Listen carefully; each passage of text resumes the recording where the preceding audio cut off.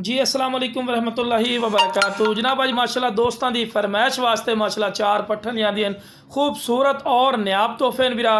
तो पहले नंबर पर माशाल्लाह पट्ठ आ गई ने शेरा नस्ल। और जनाब बड़े दोस्तों की फरमाइश भी होंगी कि फौजी भाई शेरा बीतल पट्ठ लियाओ। जनाब तो अज शेरा बीतल पट्ठ लियांदी ने।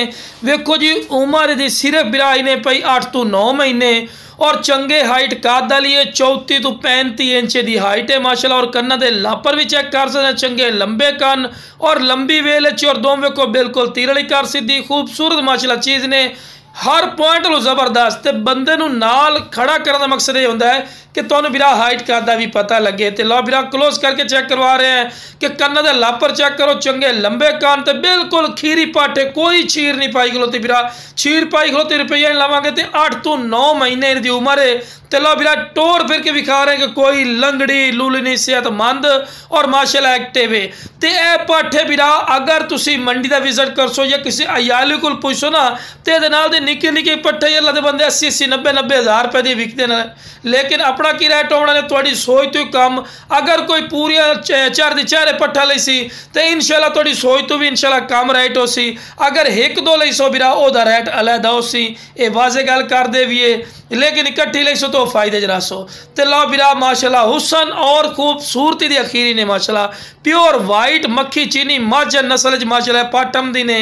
और ये जनाब 2.5 महीने 2 तो 2.5 महीने की गारंटी शुदा गब्बड़ पाटी ने।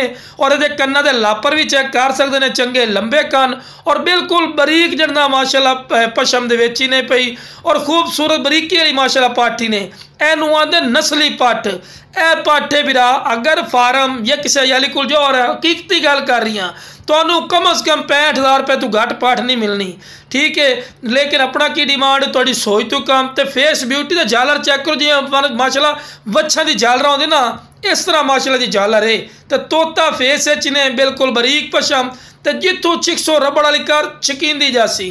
तो लो बिरा हवाना चड्डा बना रहे ने जनाब चेक कर सकते हैं। देख लो बिरा पूरी डिटेल तुहानूं देने हैं। इस तरह तुहानूं कोई भी बंदा वीडियो बना के नहीं चेक करवाइंदा।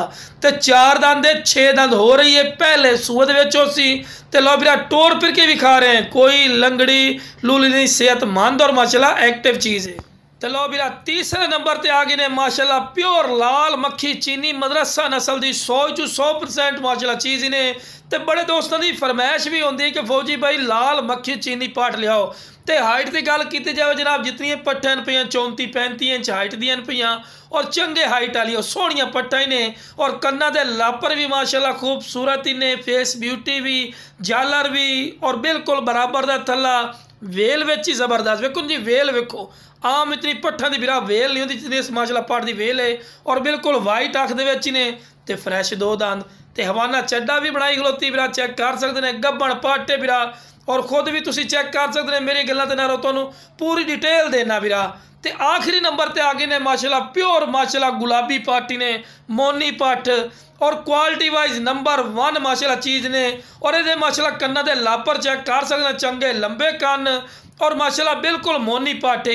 देखो जी 100 90% बंदा की फरमाइश होती कि फौजी भाई मोनी पाटे जी बिरा घर दे रखण दी होवे ते खूबसूरत। देखो जी बच्चे खेलने वाले टेंशन कोई नहीं, जो सेंग मार सी या कोई मसला नहीं बिरा खूबसूरत चीज़ ने।